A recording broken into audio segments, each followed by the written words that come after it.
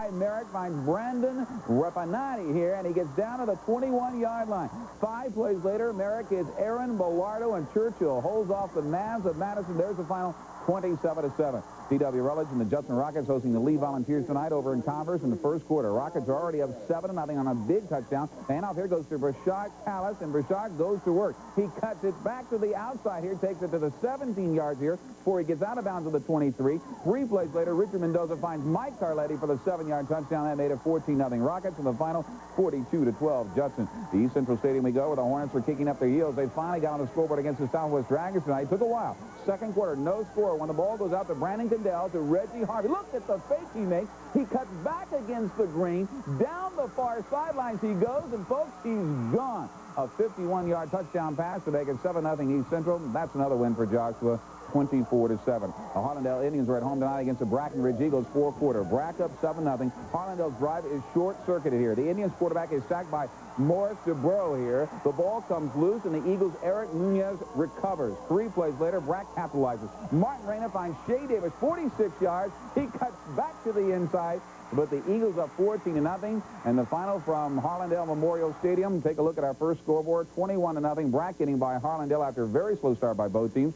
Churchill getting by Madison 27-7. Elsewhere, Judson outscoring Lee, and it's East Central on top of Southwest. Take you out to the rock pile where the Buffaloes are trying to play dog catcher tonight, but it would be the Bulldogs to bite first. No score, third quarter. Efren Alanis, watch him just take the ball right up the gut, racing 64 yards with the Burbank touchdown to break the scoreless tie. And the final from Alamo Stadium. One guy there to beat. Look at that, 14-0. Over at Gus Stadium, the Jay Mustangs hosted the Rams of Del Rio. No score here in the first half. The Rams are also dressed in blue and white. A little confusing here, but Chris Bryce takes it down at the 27-yard line before he cuts back to the inside and brought down from behind. 3 plays later, John Rivas hits from 3 yards out, 7-0 Del Rio. Jay makes a charge back, and they outlast Del Rio 14-7. The Cougars at West Campus, and they're doing the Macarena at South San Stadium against Beeville here. Down 12-7. Well, watch this. On the kickoff, the ball bounces to Richard Binkley. Now, he eventually picks it up. He breaks 1 tackle right there. He cuts back to the inside. He breaks 2, breaks 3. But watch this. Fumble. It hits another player. It bounces off the Beeville guy, picked up by Paul Ibar, and he's gone. A 78-yard touchdown. You got to be kidding me. They turned that one from disaster to something. Look at that. They get the win 21-18. Over at Edgewood Stadium, the Rockets came out fired up against the Birdie Greyhounds tonight, but the Greyhounds growl early on the punt here. No score. Brent Howell takes it down the... He breaks the tackle there, cuts it back. He gets 30 yards in the play. 3 plays later, Jeff Webb takes it from 29 yards out to put Bernie on the board first. Let's take a look at the high school scoreboard again. 28-6 getting by Kennedy. Burbank getting by Fox Tech on the shutout, 14-0. Jay topping Del Rio. His West Campus just a few better than you saw that one. And also, how about Yoakum getting by Cole to 10. Kerrville Tivy getting the win over Memorial. That was in Kerrville. Hayes outscoring New Braunfels Canyon. They've had trouble putting points on the boards lately, 22-6. It was Pleasant and outscoring McCollum in Pleasant in 56-7. Central Catholic and Hondo, that's in the fourth quarter, and the Buttons are on top right now. Hondo 7-0. Medina Valley is with a shutout over Lytle, 56-0. And the last report we had, and that is now final, Cuero outscoring Livonia 55-10. All right, gas, maps, hot dogs, cokes, binoculars, checklist is complete. Tonight, Davis Sears loaded up New Star, and he's headed southwest of town. First stop down at Natalia, home of the Mustangs. This over to the home of the Warhorses. Divine, back up towards San Antonio for Somerset. It's heads. You have 1 to toss. Wouldn't you know it, when it's outsending Natalia. Their first drive goes 7 plays, 72 yards. Jerry Viejo finishes it off with the 4.5 to punt. Trojans storm in for the block. Viejo there for the scoop and the 15-yard return. 12-0 Charlotte. Our second stop tonight in Divine. Nice train. Yes, he was a warhorse. Yeah, even the Duke would have been proud of the defensive display in Divine.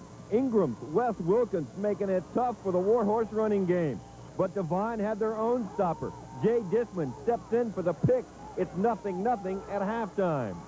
In Somerset, a battle of the Bulldogs. Somerset and Bandera. Third play of the fourth quarter. Bandera opens it up. Jeremy Leland on the fake reverse keeper in from 10 yards out. Bandera goes up 21-0.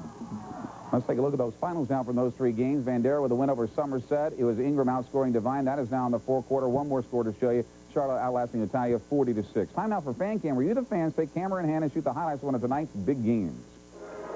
Fan Cam made it out to Southside Stadium where the Cardinals were hoping to jump out against the Floresville Tigers. First quarter, Tigers quarterback Eric Garza hands off to Robert Sawyer, and this 15-yard touchdown run to put Floresville up 16-0. In the second, Garza decides to keep it. He runs it. And two more scores to show you here. Floresville with a big win over Southside, 50-14 in the fourth quarter. Now Carrizo Springs on top of Petite, 35-7. Coming up, you'll never guess who shut up at the Iguanas game, and Barkley is ejected from his second preseason game next.